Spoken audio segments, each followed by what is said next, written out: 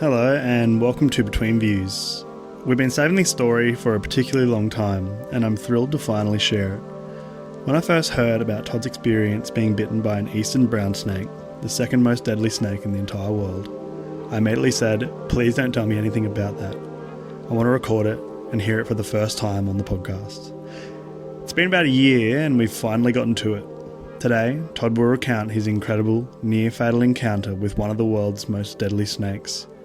Get ready for a story of sheer survival, an otherworldly experience, and the profound heroism of those closest to him. Todd, welcome to Between Views. Yeah, I've been wanting to tell you about this story for a long time, and you've done a good job of not hearing it. Yeah. Because I've pretty much told every man and his dog. Because it is quite an interesting story, and not many people in Australia have been bitten by snakes. I think it's quite a low percent of people actually get bitten, because snakes, you said getting attacked by a brown snake, but it didn't really attack me more as I was in its way kind of thing, because snakes, if you know them enough and been around them a lot, they kind of don't want any part of humans unless you're really pissing them off.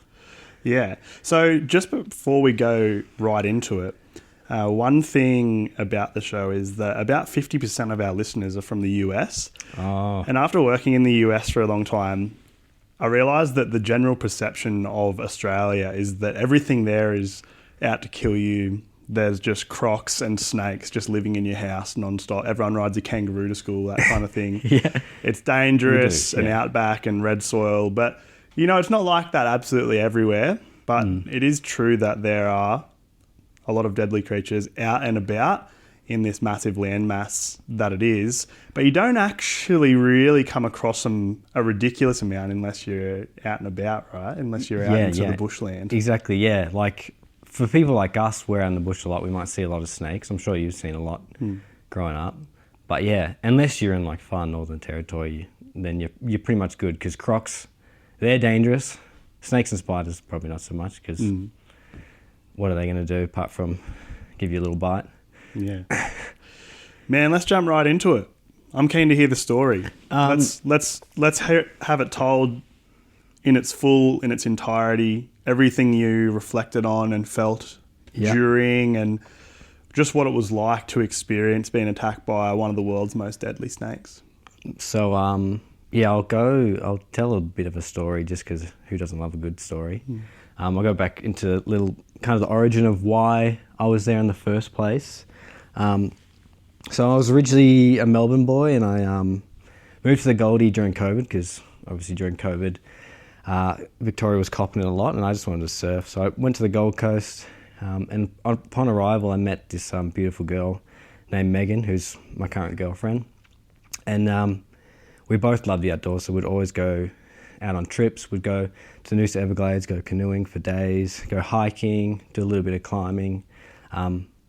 We'd always go away, and we just loved it. Eventually she found me a job making surfboards, and it was the best job I've ever had. So Megan found that for you? She found it, yeah. She was actually, she was on Seek, which is our like job finder website, and she just typed in arts and crafts because she loves all that stuff. And then she found this surfboard job and she's like, oh, well, Todd loves surfing. So I applied for the job, and I was just consumed by it. I was working there for almost 2.5 years, just full time. And because we were working that job, our adventures kind of took a pause. So we weren't going away as much. And Megan would always be nagging me, being like, let's go away.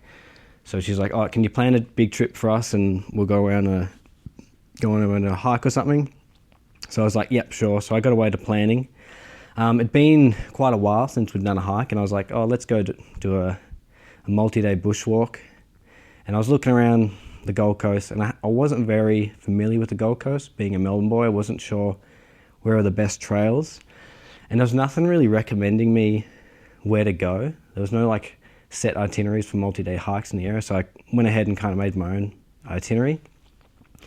So I looked at Lamington National Park, which is a bit of a funny name because it's named after the Lamington National Park. Yeah, Lamington.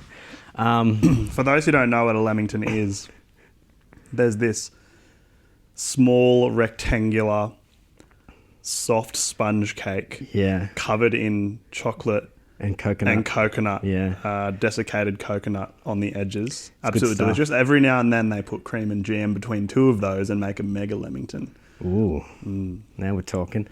I think, is it the Lamington or maybe the pavlova cake that it's disputed between Australia and New Zealand of the origins? Yeah, so between Australia and New Zealand there is a long time battle, a disagreement, some might say, as to the actual origin of a cake made from egg whites called the pavlova. Oh, yeah, it's the pav, yeah. The answer to that is that it's from Australia, and I don't really understand why there's much of a dispute, but if you ask someone from New Zealand, their answer might be a little bit different, but they're wrong. So it's there's no real argument. It's just finished right here today, I think. Yep, set in stone. Aussie pav. But enough about cake. Anyway, so we were. I picked the Lamington National Park, and it's quite a dense, kind of like an ancient rainforest, and it's kind of nestled in between this big mountain range called the O'Reilly Range. So I got the map out. I was picking some campsites. I thought, we'll go for 3 days. And the last leg of our hike would have been what's called the Stinson Track. Are you familiar with the Stinson Track? Or? No. So it's actually quite a really interesting stretch, and it's it follows this route of there was a plane crash back in like the 1930s. I think it's called Stinson Airlines.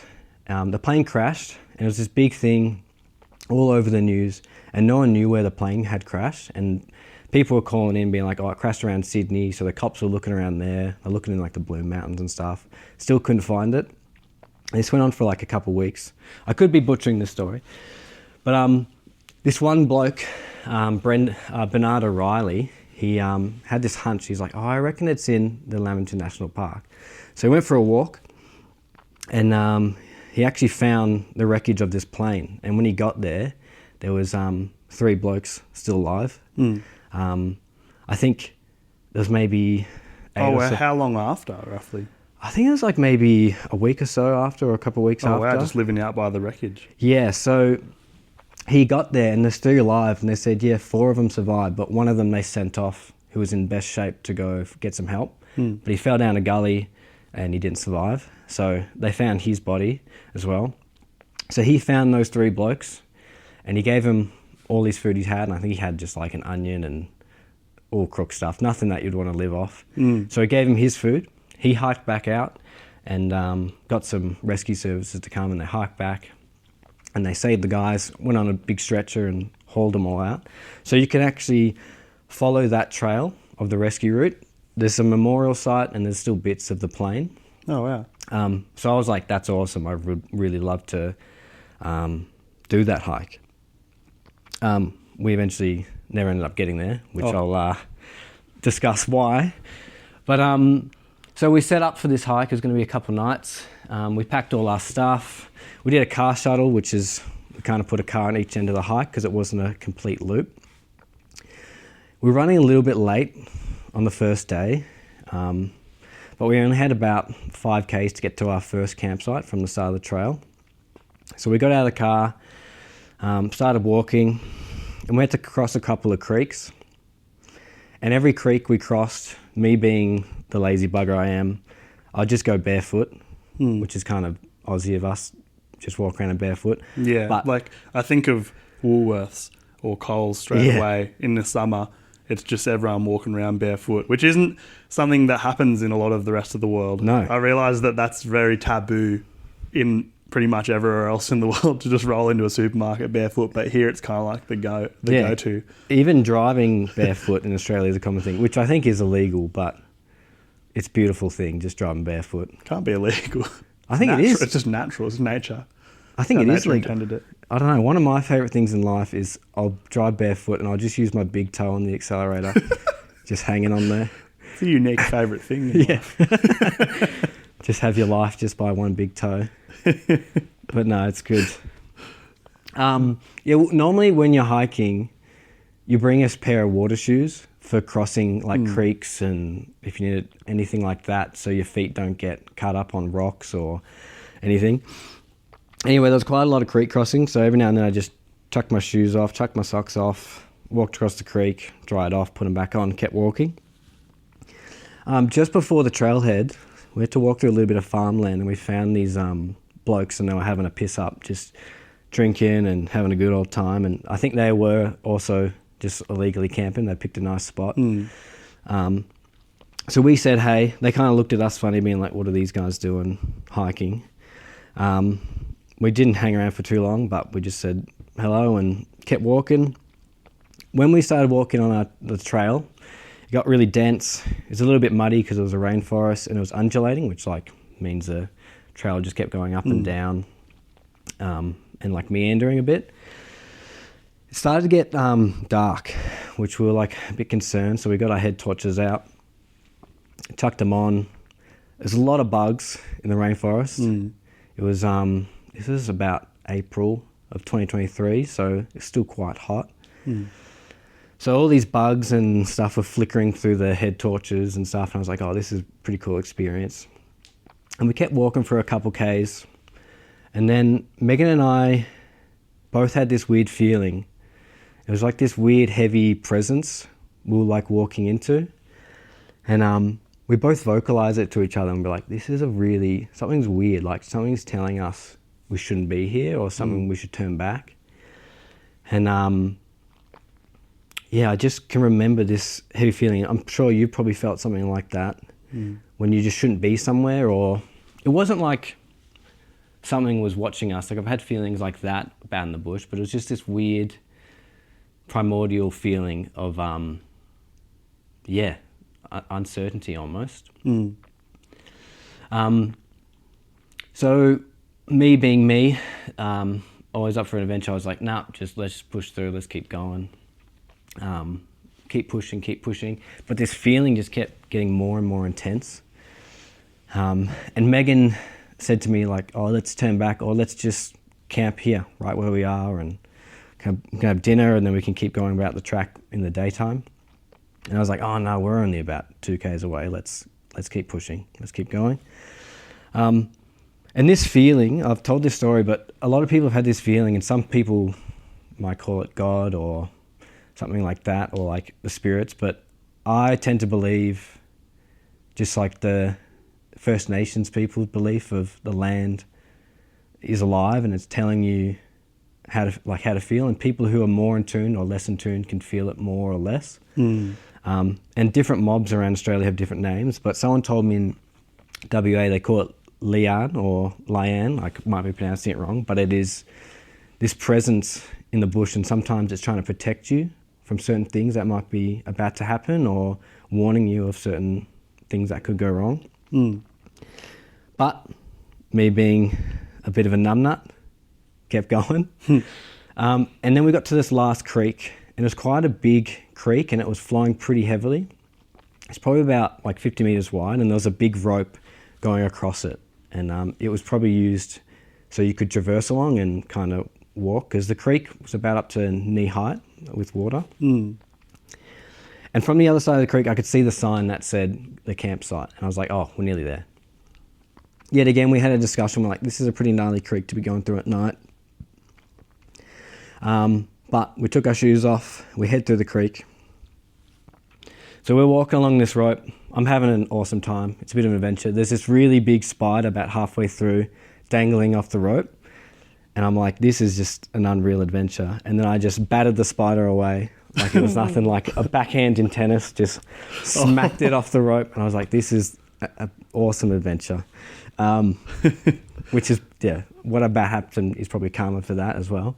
Yeah. But I get to the other side of the creek, and I look back at Megan, and she's about halfway through, and then I get this sharp pain in my foot, and I instantly thought in that second, I'm like, oh, it's just a leech. Like, because everyone's been bitten by a leech before, and it's like, oh, it's just a sharp pain, and it goes away, and you flick it off. But I look down, and then at my feet is this, what looked like, because I remember I had a head torch on, and it's all dark, was like a juvenile brown snake. And why I could tell it was a brown snake is brown snakes, their head is normally quite small, and it just tapers off naturally into their body. It's not like a big round head. So right at my feet, there was this brown snake, and its head was kind of reared up at me, and I kind of stepped back in a bit of a fright. I yelled, "Holy fuck, snake." It turned around and it slithered off into the bush. My instant reaction was I freaked out. Like, Yeah.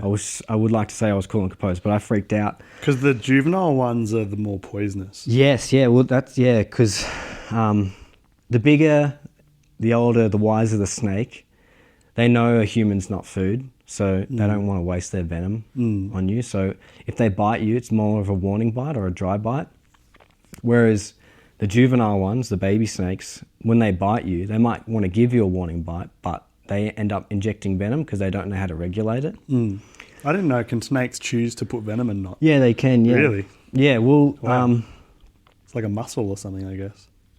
Yeah, it must be. Well, Australian snakes from the elapid family, which compared to American snakes, why Australian snakes are so dangerous is they have very, very small fangs, like almost like needles. And compared to, say, like the big cobras or whatever they have in America that have these really big fangs. So when you get bitten in Australia, sometimes you'll be walking on a trail and you might not even notice. You might even think it's just like a stick that's poked you until you look down and you've got like this little puncture mark. So anyway, I got bitten on my left foot, bottom of my ankle. I automatically freaked out. I just bolted straight across to the other side of the creek, like which way we came. Straight past Megan. I just went all the way over to the other creek. I pulled myself up onto the bank of the creek, rested my pack down, and then I sat on the ground and had a look at my foot. By the time I'd done all that, Megan was back on the other side of the creek with me. I looked down at my foot, and there was 2 puncture marks in my ankle. One had fully punctured into my foot, and then the other one had kind of punctured, but then it's also scraped down my foot, kind of cutting open my foot a little bit. And it was leaking blood. And it already looked almost a little bit swollen, which it's hard to tell in the light, but yeah, it looked pretty bad already. So Megan and I, we were freaking out, obviously. We looked at our phones. There was no service. We'd lost service probably about maybe 3 kilometres or 2 kilometres ago, which in miles for your American viewers is... I have no idea. something foolish. Yeah, I'm not certain either. I'm still uncovering the mysteries of the metric system. It's a fair crack of a walk. So we automatically came up with a plan. And, we did a pretty good job. We were pretty quick. It was 30 seconds. It was just look, you need to go run and find those guys camping and try and get some cell service and call for a rescue. Because... most of you might know when you get bitten by a snake, what you want to do is not move. Because the way the venom moves through your system, it goes through your lymphatic system, which is all your muscles and stuff. So if you start walking, you're going to pump that venom around your body a lot quicker to the point where it coagulates all your blood and your blood clots to a point where it can't clot anymore, and then you bleed out and you have organ failure and all that. So it's no good. It's no good. So what's the go-to method if someone were hiking in Australia and they got bit by a snake? What should they do? So this is exactly what I did next. So when Megan and I made our plan, she ran off into the bush about 50 metres, and then she stopped, and then she came back, and then she gave me a kiss, and she kissed me almost goodbye, as if I was going to die, because it was kind of a dire moment, which is a bit sad. So she kissed me goodbye, and then she ran off into the darkness without her pack and just her phone. So what I did, I got out my first aid kit, and if you are hiking in the Australian bush, you'd always bring a snake bite bandage, which is kind of a really big elastic bandage. And when you stretch it out, it's got a little square on it, and if you can get it to a certain... Yes. It needs to look a certain way, be stretched so it makes an image, right? Yeah, it has certain squares that you stretch it out and it makes it the perfect shape, so you know that's the correct pressure. Yeah, it's called a pressure mobilization bandage. And you want to pretty much wrap the whole leg from pretty much top to bottom.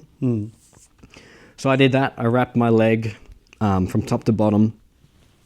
all the way to the ankle. I got bitten right on like the bottom of my ankle, so it's pretty hard to wrap that. But I think the idea is you want to immobilize the muscles above as well, so it's like it doesn't move any further. So I bandaged my leg up, and then I left a little mark of where the bite was, because if like the paramedics were to get me, it's just a lot easier for them to just cut around the bandage and do stuff from there. So I bandaged my leg up, and then after I bandaged my leg up, I sat there. I'm like, oh fuck, well, what do I do now? Am I going to die here? So I stupidly got up and started walking, which is the opposite of what you should do and what I just put a bandage on my leg for. Seems counterintuitive, really, doesn't it? Like you'd want to try and get somewhere, but really the best place you can be is right where you were. Yes, yeah. Because you never know how long you have. And like I've never spoken to anyone who's been bitten by a snake. And in my mind, I'm like, holy hell, this is it. Like, do you think you were going to die? Yeah, 100%. And I'll talk about that feeling in a second. But so I got up and I kind of hobbled for about 100 meters.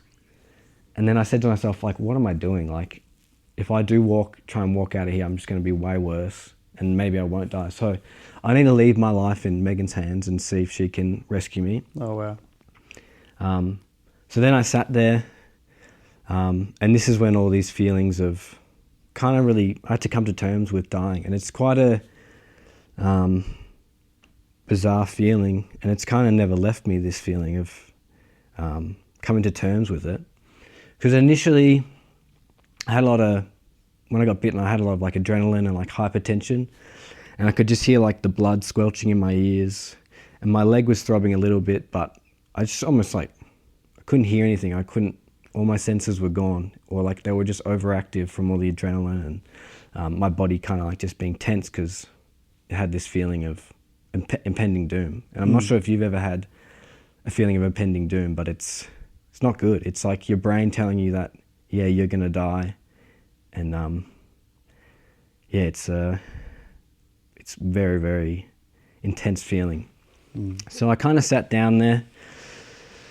First thing I did, I got my phone out and I started writing in my phone like a message to Megan saying like if she did come back and I was like not conscious, or if I was dead, just telling her like, oh, I'm sorry about this and blah, blah, blah. I love you and I love my family and all this. But halfway through the message, I was like, I stopped writing. I was like, no, I'm going to live. I just need to relax. So I just sat there in the rainforest. I closed my eyes and I kind of came to terms with what it would be like dying. And I had this really bizarre feeling like I left my body and I could see myself above the rainforest canopy and I was watching myself. You had an out-of-body experience in this moment. Yeah, and this is a feeling that it's taken me a long time to try and figure out what it was but I left my body and I was just floating, and then I came back and I felt like a completely different person. And it was, I don't know, I felt like timeless. It feels really weird. And this obviously could be your brain dealing with such an intense situation. And then I didn't think about who I was as a person. I thought about like the people I loved. Like I thought about my mum, my dad, my brothers. I thought about Megan, all my friends. And it was actually this really beautiful feeling. And I had this washing of like, almost like euphoria, like being on the strongest drugs ever. And I just felt this feeling like nothing else. And I felt so calm. It was really, really bizarre. And I just sat there in the forest for like, it felt like an eternity. For like, it was almost like 2 hours I sat there and just waited. And this feeling I've had trouble kind of putting a word to it, like the feeling of like leaving my body. Because I had this weird feeling when I was watching myself that like I was watching myself die, but I had already died in that same spot like 100 times. Oh. It's it's a very hard feeling to describe. And I was actually listening to this podcast a couple of years ago, and it was Richard Flanagan, I think he's an Australian author, and he had this experience when he was stuck in a river rapid, and he had to come to terms in his mind that he was dying. And he had the exact same feeling. He describes almost exactly how I felt. And then he got told from an indigenous elder about that feeling, and that their belief is, in like the Western world, we have 3 tenses. We have the past, the present, and the future. But they have this 4th tense, which is kind of like forever ongoing. And the way they say it is like, you might be putting a fish trap in a river, but in 1,000 years, someone's still doing it, or you're still doing that in that river. It's like your actions that you're doing now are like eternal and ongoing. It's kind of a bit of a strange concept to say and kind of wrap your head around, but the way he verbalized it made so much sense, because that was the feeling I felt. I felt timeless, like that version of Todd had died there, and then when I came back, I was a different version of me. It's pretty bizarre to... No, I'm into it. What's the different version? So,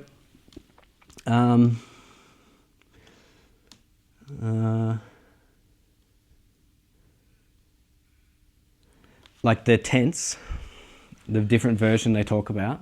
No, like of you. I don't know how it's a very hard kind of thing to explain, but I just felt it different. And a lot of people have talked to me about, and we could get as woo-woo into it as possible, but I've talked to people about this a lot, and people have had like psychedelic experiences where they've had like an ego death, or had to come to terms with dying because they've been in some bizarre trip. And they've had this feeling of like, you have to come to terms with dying, but you're not allowed to come back to the body you used to be in. You're going to come back into a different body. It's still you, but there's something different, like something off. Like if you talk about a different reality or a different timeline, it could just be, this might sound bizarre, but like it could just be like someone in another country just wears a different colored shirt that day. Does that make sense? Like, it's very strange. Say like you go up and God says, yes, you can come back to life, but you can't come back in that body because that body's dead now. You need to come back as another version of yourself, just in a different timeline. Yeah, different timeline is what my brain different time. keeps thinking. It's like you come down in like the next one over or something. Yes, yeah. I think that's it, yeah. I remember watching a movie about time, and time was presented as like a series of simultaneous ripples where the same thing's happening one time stream to the next. Like they're literally like a couple of different, like thousands of waves, and they're all the same thing but slightly different in a way. And I don't know, that's what it's making me think of while we chat about it. Yeah, that's it. I'm probably not very good at articulating as much, but that's exactly it, yeah. You're still yourself, but in a different ripple in time. So you came down and you'd felt renewed and a sense of calm. Was the space you went to a calm space in that moment? Like when you went up and were looking down and stuff, was that really calm? Yeah, it was like beautifully calm, like nothing I've ever experienced in my life. Yeah, because a lot of people say that the near death is like a very simple, calm, and beautiful thing. Yeah, and that's actually played with me a lot, that feeling, because it's after my incident, I came out feeling really depressed, and I'm not sure if it was like PTSD or something, but after experiencing that really calmness, it was like I could never match that. Like I could never achieve that level of calm again. And it kind of played with me, and I was like, maybe there is something to dying. Like maybe there is something beautiful about, I don't know, going if there's another side or something like that. It's a very strange experience to deal with. And I think through talking about it a lot, I have come to terms with it. We're talking with friends and stuff. And I do feel very positive about life and have a very renewed view on things. Anyway, back to the rescue. So I sat there in the forest, just almost like meditating, like focusing on my breathing. I had my eyes closed. Every now and then I'd hear these sounds. I'd be like, oh, that's them coming to rescue me. I'd like open my eyes, look around. Nah, not there. And then eventually, after about 2 hours, I saw these head torches in the distance. They were yelling out my name. I replied back, yep, I'm all good. She had found some of the blokes who were camping. She got 3 of them. I can't remember all their names, but I remember one of them, his name was Jack. So they came up to me and I was like, oh, you guys need a seated carry me. So 2 on the shoulders, 2 on the legs. So they picked me up. They carried me along the track. It was pretty hectic. And these boys were pretty drunk. Like they'd been on one. So, and I do feel for Megan when she would have been asking for help. She would have run out of the darkness to these boys camping, screaming and yelling, being like, help, help, help. Yeah. So I do admire what she went through. Was very traumatic and convincing those boys to come down. So they came down. They're carrying me out. It was pretty tiring carrying me. I'm a bit of a heavy bloke. Like I'm about like 80 kilos or so. And they get tired, but in those moments when they'd put me down, this guy Jack, he put me on his back and he would piggyback me about like a couple 100 meters till he was pretty much exhausted, and he'd put me back down again. Then they'll continue the seated carry, and he kept doing that like a couple of times because it would have taken us like an hour to get carried out. And then we got to the end of the trailhead and it kind of opened up back to farmland, and they had parked one of their utes by the trailhead. So they chucked me in the back of the ute, which is one of the most Aussie things ever. Just chucking in the back of the ute. So they put me in there and they drove through the farmland, across all the creeks and stuff. And they got to the point where we could see a bit of a paved road, and on the paved road was an ambulance. So in all that time, Megan had managed to get service, get those boys to rescue me, and then get the ambulance to come as well. And she also carried me out, so she's a bit of a weapon. Anyway, so they got me to the ambo, and the first thing the ambulance guy said to me, he's like, are you sure you got bitten by a snake? It wasn't a stick? And I was like, mate, I know what a snake looks like. Like it's a wobbly stick, but it's a snake. So they were like, okay, we can't really do any like tests now or anything. So they put me in the back of the ambo, and they're like, oh, we're going to drive you to the Gold Coast Hospital, which was probably about another hour away. Gee. And by this time, a bit of the adrenaline worn off and the symptoms of the snake bite were starting to kind of take effect. I felt really sick, like nauseous. I was pale. I had this like throbbing cramp feeling in my ankle. Like, felt like a never-ending cramp in my foot, and it just wouldn't go away. So they put me in the ambulance, and away they went. And I was like seriously not good in the ambulance. Like I was spewing everywhere. They had to stop off to drop off one of the paramedics in the car. And where they stopped, it's kind of funny. They stopped and they parked next to a graveyard, and they opened the door just to show me. And because it's classic Aussie humour, he opened the door and I could just see this graveyard with all these tombstones. And he's like, oh, do you want me to drop you off early? I feel like paramedics have some of the best senses of humour. Oh, yeah. That I've ever come across, because they just got to deal with such hectic stuff all the time. And I feel like those situations can be kind of, I guess, like softened and eased for their patients if they're a bit funny with it. Yeah, it definitely. I love a good joke, so I took it funny. Like, yeah, in all the spewing, I was like, yeah, that's good stuff. But yeah. So anyway, we got back in the car and we kept going. When we got to the hospital, because I think it was a Friday night, we started the hike. The hospital was packed, and when we went in there, I thought I'd get the good treatment if I came in with a snake bite. Turns out no. Came in, I said, the paramedic said he's been bitten by a snake. They didn't seem to give a damn about that for some reason. So like, oh yeah, we'll do a blood test and we'll check if you've been bitten, and then we'll go from there. And the nurse who did my blood test, it was like one of their first days, and they were taking the blood out into the vial, and they put it into the vial, and then they dropped the vial, and it like shattered all over me, and then all over them as well. So there was like blood everywhere, and I was like, oh my God.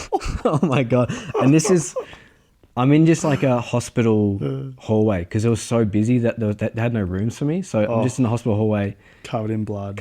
And then like, oh, we'll take another vial. So they took another vial, and then they sent that one off. And then they found a room for me, but they put me in there. And we sat in the room for like, me and Megan for about like an hour and a half. And I'm like, what's going on here? Like, I've been bitten by a snake. Like, I could die here. Can someone like do something?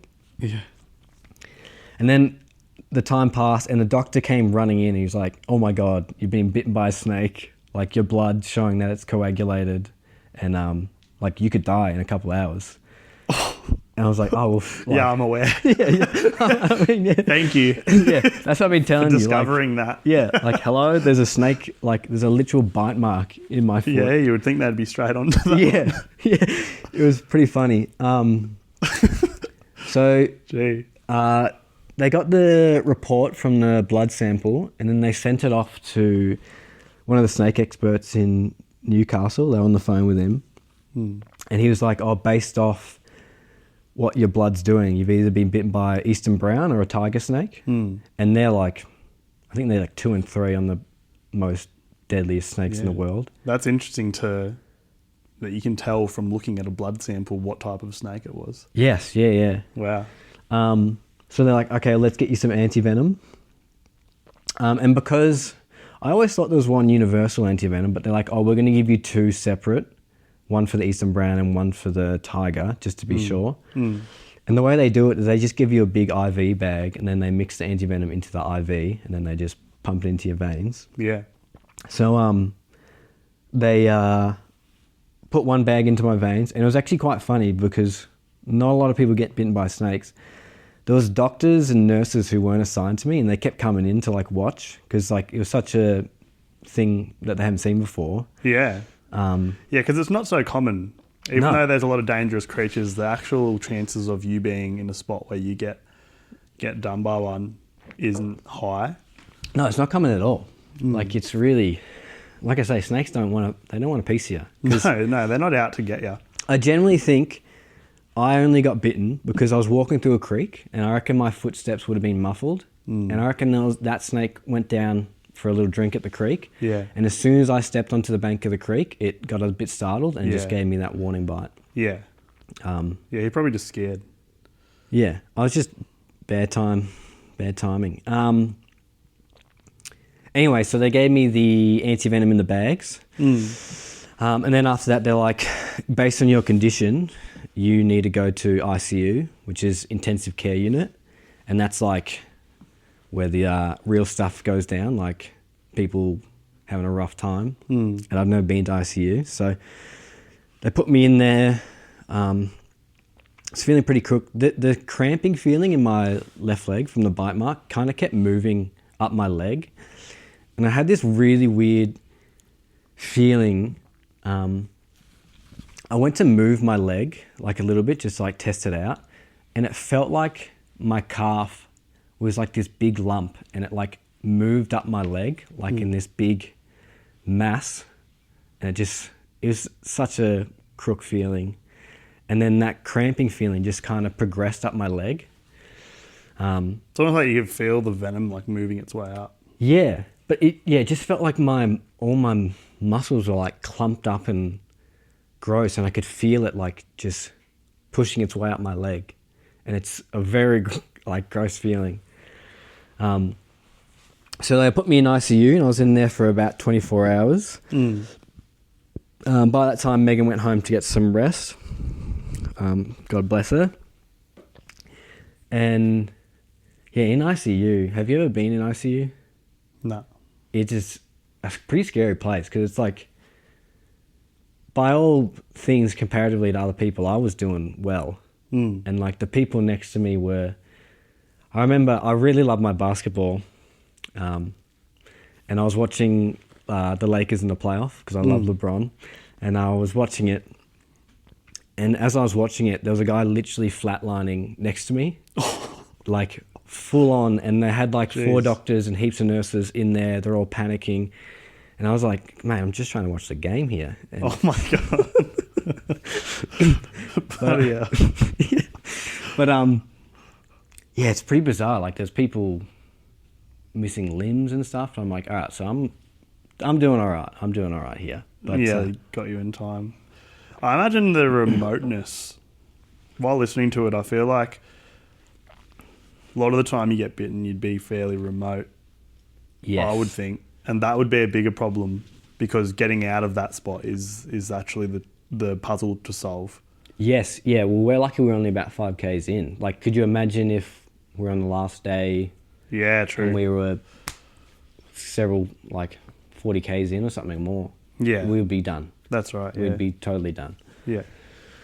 Which, in a way, I wonder if it was fate for me to get bitten and it was like, which I do believe in that kind of stuff, that I was meant to be bitten, which sounds a bit bizarre. But it's lucky I did get bitten there, otherwise it would have been fatal. Yeah. And I can go into kind of what the snake kind of meant for me after, like kind of once I digested all these feelings and stuff. But I'll get myself out of the hospital first. So I got out of ICU. My condition kind of went better. The throbbing in the leg was still there, but the nausea and my skin colour came back to normal. So they took me out of ICU and they just put me in a regular hospital room. And by this point, I hadn't called any of my family or told anyone that I'd been bitten because I didn't want to like upset my mum and be like, "Oh, mum, might be gone here in the hospital." I didn't want to do that, which, depending on how you view it, it's not good. But so I called my mate first, just to tell him, "Oh yeah, I've been bitten. I'm all good." He was like, "Yeah, oh, I'm glad you're right." And then I called my dad next, and I called my dad, and I was like, "Hey, Dad, I've been bitten by a snake." And his instant reaction was like, "Oh, that's awesome, man." Like, he wasn't worried at all. He was like, "Man, that's awesome. Like, good on you, man." And then, like, classic Aussie dad. Right. And I was like, "No, like, I was in ICU. It's not good." And he was like, "Oh, right. Yeah. Good stuff, Dad. Good stuff, mate." Proud of you. Yeah. And then I called my mum once I was out of the hospital to be like, "Look, this is what happened, but I'm all good." Yeah. And I left the hospital about after 4 days. They kept wanting to hold me in there to monitor me, and but I eventually asked to leave. And there was this guy who kept coming every day. He was a researcher from some university in Sydney, and he was researching how venom works on the blood. And he kept coming in and like trying to steal my blood. And I said, "Yeah, you can have it." So every day I would see him, and he would take samples of my blood. And I think he was probably a bit upset when I left early. Because he just kept wanting vials of my blood. He's just like dropping more venom into your IV drip while you're asleep. Yeah. And he's like, little longer. Yeah. Need a bit more research. Yeah. But yeah, when I left the hospital, as soon as I left the hospital, I just broke down into tears. I was like so happy I was alive. Like, so grateful for Megan, firstly, for saving my life. Like, what she went through was unreal. Like, I can't imagine how traumatized it would be. She had to run through the forest in the dark, not knowing what she'd come back to. She had to convince those boys who were completely wasted to come save me. Then she helped with the rescue whilst obviously organising the ambulance. She also retrieved my pack, so I had to leave my pack at the side of where I got bitten. She walked back there a couple of days later to get my pack again. So she actually returned to the site. Oh, wow. Yeah, she just literally everything. She's, my hero. She saved my life. So, like, I owe her everything for that. And then obviously I'm so grateful to be in Australia because I didn't pay a cent. And they said each one of those bags of anti-venom was like 15 grand. Like that's a lot of cash. Yeah. And I didn't pay a single cent. I just got the treatment and left, and yeah, it was just unreal. And all the doctors and the ambos were just being, good sports about it. It was just an unreal thing. But in regards to like the snake and what it kind of meant for me. Yeah, I feel like having heard Dylan, who was on the podcast before, he had a lot of stuff happen for him afterwards, after his shark attack. Yeah, I listened to that. That was an awesome podcast. And I think what came after it for him and the things he learned and took from that moment ended up being stuff that he carried with him for a long time. And I wonder what you learned from it. Well, my main takeaway is, and obviously I went into it a lot, but the snake, like in a lot of cultures, it signifies rebirth. And that's because like the snake is constantly growing and shedding its skin. And it's constantly learning. And it doesn't mean I'm more knowledgeable or anything like that. It just means that I'm allowing myself to kind of keep progressing who I am. Because I felt before the snake bite, there was about 2 months before that when I wasn't really happy. I was kind of always frustrated, and I felt like I was stuck in this weird part of life. And then in a weird way, this snake bite kind of made me shed out of that and continually progress. Which, when you look at a snake, you look at it and you think, oh, that's kind of a bit of a scary thing, but it's very changed my life of looking at a snake, being like, it's actually this healing animal that, and a lot of cultures have noticed that it is, and it's represents this cycle of continuing to grow and become better. So that's kind of been my main takeaway. And then obviously just the feelings I had when I was sitting there in the forest of just thinking about the people I love. And everyone knows this, but you sometimes forget it. And it's like, only things that really do matter are the people you love. And it's a beautiful thing to be reminded so heavily, because you can easily forget and get caught up in your day-to-day life with work and all that stuff. So it's just put this new meaning to being around people and kind of pursuing more community-focused things in that sense. Yeah. There's one thing I noticed as a casual teacher going in and seeing people put a photo of their family always on their desk. I sit at a lot of teachers' desks. Yeah, it's nice. And I came to realise that people have their reason for going to work up on their wall. Yeah.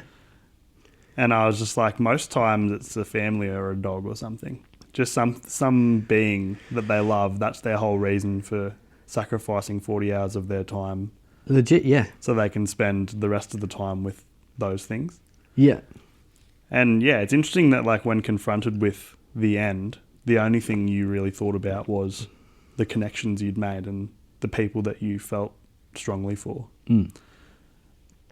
Yeah, it's a beautiful thing. It's definitely like we talked about it, how people working jobs that they might not like, but that's literally the answer to why they do it, is because so they can provide for their family or love people. That's why when you work a job like what we've been doing up at the snow skiing, when you're around people that are like-minded and you get along with, it's just like completes it. Like you just feel full. Yeah. It's pretty intense. I feel like my favourite part and the most like larrikin thing of all of that is that like meanwhile all this is happening, you know, it's not just the snake bite, it's got like the larrikins drunk in the bush. Yeah. The back of the ute. Yeah. It's got the graveyard drop-off. It's got like this guy who's just like Count Dracula from the uni, just coming in like so keen to see your coagulated blood. You know, meanwhile you're having this like out of body near death experience and deep realizations. There's all of these just like classic Aussie characters just like pursuing you for different reasons and being around you for different reasons along the way. And I guess for those listening, anyone who did end up in Australia and having an experience like that, you can kind of expect the rest of the experience as well, because along your way you're going to find those larrikins too. You can, and I think that's why I love Australia. Australian people are they're just great, and they're most often than not they're positive, and the banter's unreal. Like those boys who helped rescue me, I found them a couple of weeks later and bought them a couple of slabs of beer, and which is the going currency for most, if not all, jobs in Australia. Like you kind of just stack up the amount of slabs of beer depending on the job and deliver it to said person. It's like, thanks for helping me, here's a carton of poison. Which is kind of ironic in this case. You saved me from poison, so I've brought you some. But no, it's amazing that everything came together for you to get out of there. And props to Megan for all the help along the way. Is there anything else you wanted to share about the whole experience? Pretty much nailed most of it. I think I'm happy with sharing what I just shared. My only thing is to reiterate just what Megan did is just so cool. Like you can't, and she's a girl from Scotland. Like she's not an Aussie girl. So wow. And I think that's probably why maybe she was so brave. She had that Scottish grit behind her. Because who knows, if I was with someone else, they could have just fainted, like with all the pressure, or just froze. Because some people in fight or flight, they just don't do anything. They just sit there and they go, oh well, this is rough. Whereas she was just go, go, go. So it's a very weird feeling to be like, especially someone that you're dating and being like, you've saved my life. Like, there's nothing I can do to like pay you back. Like, I'm like, it's good stuff. Oh, well, thanks for sharing your story, man. I appreciate it. I'm glad I waited because, I don't know, it was nice to hear it in its entirety, which was kind of my hope. Like, I didn't want to just hear it sat down the work office kind of thing quickly on, like I like the details of a story, and I think a lot of people do. So, thanks for sharing it. No, it's all good. Thanks for letting me share. What an intense and profound journey Todd shared today. From that terrifying moment of being bitten by an eastern brown snake to Megan's incredible quick thinking and his bewildering near-death experience, it truly puts life into perspective. The way he grappled with death and found a renewed sense of purpose and connection to those he loves is something that we all can learn from. But his story doesn't end there. Join us next time for part 2, where Todd dives into his passion project, The Shaper's Shed, and shares how surfing and human connection are shaping his future.